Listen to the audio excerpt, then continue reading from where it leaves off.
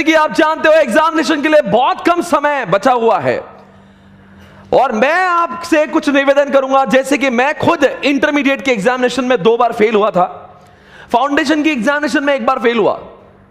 मैंने कुछ गलतियां करी थी, मैं नहीं चाहता हूं कि वो गलतियां आप दोहराएं। अगर आप वो गलतियां करोगे तो निश्चित सी बात है वो आपके साथ में भी वो हादसा हो सकता है जो मेरे साथ हुआ था। मैं चाहता हूं मैं वो 10 गलतियां आपको बता दूं जो आपने नहीं करना है, जो नहीं दोहराना है। दोस्तों मैंने वो 10 गलतियों पर कंट्रोल किया सीए फाइनल में and I could get through in the first attempt itself, और मैं सीए फाइनल में फर्स्ट अटेम्प्ट में पास हो गया बिकॉज मैंने 10 गलतियां नहीं की। नंबर 1, आपने कौन सी गलतियां नहीं करना चाहिए, बहुत फास्ट मैं आपको बताता रहूंगा। अगर आपने 10 गलतियों को रोक दिया दोस्तों तो आप सीए के इंटर और फाइनल एग्जामिनेशन में इस अटेम्प्ट में पास हो सकते हो। प्लीज आपको कौन सी गलतियां नहीं करना है। नंबर 1, सबसे पहली बात, आपको एक चीज याद रखना है, जब भी आप पढ़ रहे हो तो आपको एक चीज याद रखना जो बहुत जरूरी है। उसका यह मतलब है कि आईसीआई की जो पास्ट एग्जामिनेशन क्वेश्चन है प्लस आरटीपी है, आपको वो हमेशा पढ़ना है। बिकॉज आईसीआई बहुत सारे क्वेश्चंस यहां से उठाकर आपके एग्जामिनेशन में रख देती है। अगर आप इनको इग्नोर करके चल रहे हो तो समझ जाना you are taking big risk. दूसरी बात, मैं आज आपको बता रहा हूं कि कौन सी 10 गलतियां आपको नहीं करना है। अगर इन सारे गलतियों पर अगर आपने कंट्रोल कर लिया, अगर इनको नहीं दोहराया तो आपके पास होने के चांसेस बहुत ज्यादा है। सबसे दूसरी इंपॉर्टेंट चीज जो अक्सर बच्चा गलती करता है वो टेस्ट पेपर नहीं लिखता। दोस्तों आप सभी को समझना है कि फाइनल एग्जामिनेशन को देने से पहले कम से कम 2 पेपर आपको हर सब्जेक्ट के लिखना जरूरी है। Unless and until you write test papers you can not pass in the examination. Because final के वो जब एग्जामिनेशन का 3 घंटे का प्रेशर है उसका अनुभव आपको पहले ही होना जरूरी है। बिकॉज हम लोग बहुत ज्यादा गलती कर जाते हैं 3 घंटों में, बाद में लगता है कि यार काश मैं ये गलती ना करता। तीसरी बड़ी इंपॉर्टेंट चीज जो आपका है, आपका सोशल मीडिया पर इन्वॉल्वमेंट आपको कम करना होगा।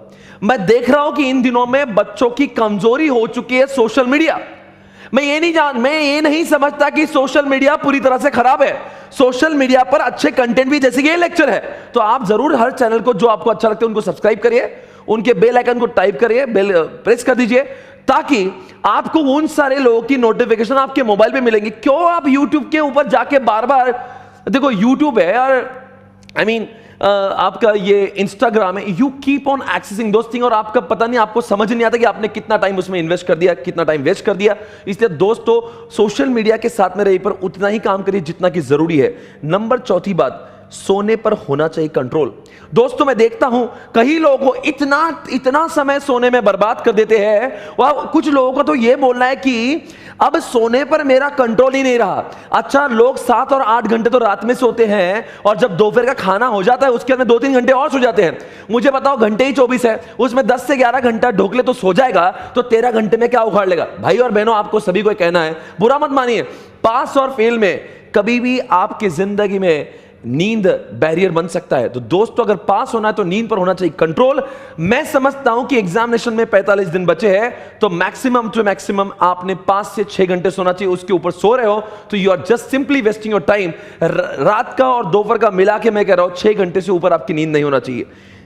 उसके बाद में और एक जो गलती बच्चा करता है वो रिवीजन नहीं करता। उसको लगता है कि एक बार मैंने पढ़ लिया तो इसका मतलब उसको एग्जामिनेशन तक याद रहेगा। आप सभी जानते हो हमारा जो दिमाग है उसको भूलने की आदत होती है। तो अगर आपको श्योर शॉट पास होना है तो आपको बार बार रिवाइज करना जरूरी है। जितने रिवीजन्स करोगे उतना आप पास होने के नजदीक पहुंचोगे। जितने रिवीजन्स ज्यादा होंगे आपके पास होने की प्रोबेबिलिटी उतनी ज्यादा होगी। मुझे अगर आप पूछेंगे पास और फेल के बीच में क्या है, तो पास और फेल के बीच में रिवीजन होती है। जितने ज्यादा रिवीजन करोगे तो आपको पासिंग के तरफ आप जाओगे। अगर आपको लगता है जो बच्चे रैंक में आते हैं वो वाकई में इनबॉर्न टैलेंटेड होते हैं, मैं ऐसा नहीं मानता। जो बच्चा रिवीजन कर लेता है, 2 रिवीजन करेगा तो पास हो सकता है, 4 रिवीजन करेगा एग्जामिनेशन आएगा, 6 रिवीजन करेगा तो बहुत अच्छे मार्क्स आएंगे, और 8 रिवीजन हो जाएंगे दोस्तों तुम रैंक में आ जाओगे। इस तरह से सिस्टम होता है। तो रिवीजन करिए। रिवीजन को अगर आप अवॉइड करें तो आप जरूर फेल होने के लिए पूरा तैयारी कर रहे हो। दोस्तों और अगली बात, सबसे पहली बात इंपॉर्टेंट चीज होती है, कुछ लोग सिर्फ नाम के लिए पढ़ाई करते हैं। जब वो पढ़ाई करते हैं उनके मन में कुछ और चलता है, कंसंट्रेशन बिल्कुल नहीं होता। इसीलिए मैं आज सभी को कहना चाहूंगा, दो चीजें बड़ी इंपॉर्टेंट है, सी कंसिस्टेंसी और वो भी कंसंट्रेशन। अगर आप 16 घंटे पढ़ रहे हो, बैठे हो लाइब्रेरी में, तो 16 घंटे ही पढ़ाई होना चाहिए। दुनिया को तमाशा मत दिखाइए कि आप पूरे दिन रात लाइब्रेरी में बैठे हो। ये भी अपने आप से पूछिए कि आपने 16 घंटे पढ़ा है तो एक्चुअल में 16 घंटे का यूटिलाइजेशन हुआ भी है कि नहीं। Ultimately how much, what is the output. 16 घंटे सिर्फ लाइब्रेरी में बैठने से कुछ नहीं होगा। दुनिया को तमाशा मत दिखाए, घर वालों को गुमराह मत करिए और अपने आप को चीट ना करिए। ये भी तो पूछ लिए कि 16 घंटे जब मैं पढ़ता हूं तो एक्चुअल मेरे नंबर ऑफ आवर्स कितनी पढ़ाई हुई है, और वो भी कंसिस्टेंटली पढ़ाई करना जरूरी है। एक दिन पढ़ाई की, एक दिन नहीं की, कभी आपके हफ्ते में 4 दिन पढ़ाई हो रही है, 3 दिन नहीं हो रही, आज हुई कल नहीं, इस तरह से नहीं। आने वाले 45 दिन जितने भी आपके एग्जामिनेशन के दिन बचे हुए हैं, आपको कंसिस्टेंटली पढ़ना है और कंसंट्रेशन के साथ में आपको पढ़ना है।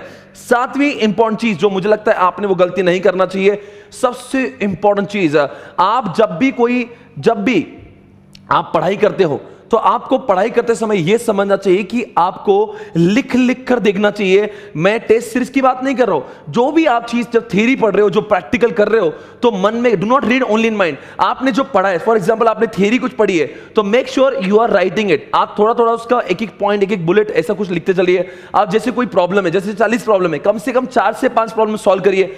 सॉल्व करने से you will have more confidence और आपको एक आदत सी लगेगी। तो सबसे इंपॉर्टेंट चीज हो जाती है आपकी writing practice, that is also very important. और अगली जो बात है वो जो बहुत ही इंपॉर्टेंट है, आपको सोशलाइजिंग कम करना है। जैसे कि बर्थडे में जाना, शादियों में जाना, और अंदर की बात कहूं, गर्लफ्रेंड से मिलना, बॉयफ्रेंड से मिलना। दोस्तों रिलेशनशिप होना गलत बात नहीं, पर मैं आपको कहूंगा वक्त गलत है। अगर आप इन दिनों में ये सब करोगे तो you are taking a big risk. I am telling you all guys, last 40 days and 45 days are left. आपने कसम खाना है कि आज के बाद में मुझे ना कोई दोस्त से मिलना है, ना मेरी गर्लफ्रेंड बॉयफ्रेंड से मिलना है, या मेरे सगे से नहीं मिलना, ना मेरे भाई ना मेरी बहन किससे मिलना। I have to stay alone, I have to stay isolated, I have to be focus on studies. मुझे देखो बच्चों, जब आप फेल हो जाओगे ना, यही लोग आपके ऊपर हंसेंगे, बुरा मत मानिए। पर दोस्तों जिंदगी में जो सक्सेस होता है ना, सक्सेसफुल होता है ना, दुनिया उसी के पीछे होती है। इसलिए कहता हूं ये सब जब आप फेल हो जाओगे ना, ये लोग आपके कोई काम में नहीं आएंगे। इसलिए सबसे इंपॉर्टेंट चीज सोशलाइज करना, do not be social, okay. उसके बाद सबसे अच्छी चीज जो अब बची है कि इन आने वाले 45 दिनों में आपको आज एक प्लान करना होगा कि मुझे कितने रिवीजन करना है, कितने टेस्ट लेना है, कब टेस्ट लिखना है, कब कब रिवाइज करना है, आपको आरटीपी कब पढ़ना है, आपको पास्ट एग्जामिनेशन से कब क्या पढ़ना है। ये सारी चीजों का प्लानिंग आज ही आपके पास होना चाहिए। बिकॉज अगर आप प्लान नहीं करोगे, you are planning for failure. दोस्तों आपको ये पता ही नहीं है आखिर आपका बचा हुआ कितना है। आज ही देखिए आपके कौन सी चीजें बची हुई है, क्या क्या अभी एक बार भी आपने नहीं किया, सबका पूरा लिखिए और प्लान करिए। कहीं ऐसा ना हो जाए आखिरी महीने में ये ना लगे और यार ये तो होगा ही नहीं। उसके बाद में the last thing which is very important दोस्तों, ये है 1 डे बिफोर एग्जामिनेशन। मैं देखता हूं, मुझे हमेशा लगता है कुछ लोग ये पूरे समय अच्छे से पढ़ाई करते, पर पता नहीं एग्जामिनेशन के पहले दिन उनको क्या हो जाए। कुछ लोगों को पता नहीं, कुछ लोग बीमार हो जाते हैं, कुछ लोग हाइपर हो जाते हैं, कुछ लोग इतने टेंशन में, कुछ लोग डिप्रेशन में आते हैं। मैं चाहता हूं अगर आपको ये डिप्रेशन नहीं चाहिए, अगर आपको ये टेंशन नहीं चाहिए, you have to make plan before 1 day of examination. आपको क्या करना है, कौन से चैप्टर पढ़ना है, कौन सी नोट से पढ़ना है, और वो जो 2 पेपर के बीच का गैप है, उसके जो 36 आवर्स आपके बीच में तो 2 रातें हटा दीजिए। आई थिंक 30 से 36 आवर्स आपके बचते हैं, उसका प्लानिंग कर लीजिए कि मुझे कौन से चैप्टर को कितना टाइम देना है। उसका पूरा इंडेक्स आपके पास में रेडी होना चाहिए। और साथ साथ में अगर आपको अब जानना है एक चीज जो सबसे इंपॉर्टेंट चीज है, ये अगर दिन आपको सक्सेसफुल बनाना है ना, तो आपके पास में समरी चार्ट्स और समरी होना जरूरी है। उसके बगैर आप एग्जामिनेशन के पहले दिन पास होना, एग्जामिनेशन के पहले दिन रिवाइज करना बहुत मुश्किल हो जाता है। Because you can not read each and everything 1 day before examination. इसीलिए आज ही अगर आपके पास में जो सब्जेक्ट है, मैं जो सब्जेक्ट नहीं पढ़ाता हूं, I have given charts of all the subject. जो अंकिता पढ़ाते हैं, जो अर्षद पढ़ाते हैं, आपको चार्ट सब कुछ दिए। पर जिन फैकल्टीज ने आपको चार्ट्स नहीं दिए तो आप अपने make sure do not criticize anyone, you are making charts, और आपके पास में वो चार्ट्स अवेलेबल होना चाहिए। अगर ये सारी चीजें अगर आप कर लेते हो तो मुझे लगता है आपके पास होने के चांसेस कुछ ज्यादा हो जाएंगे। मैं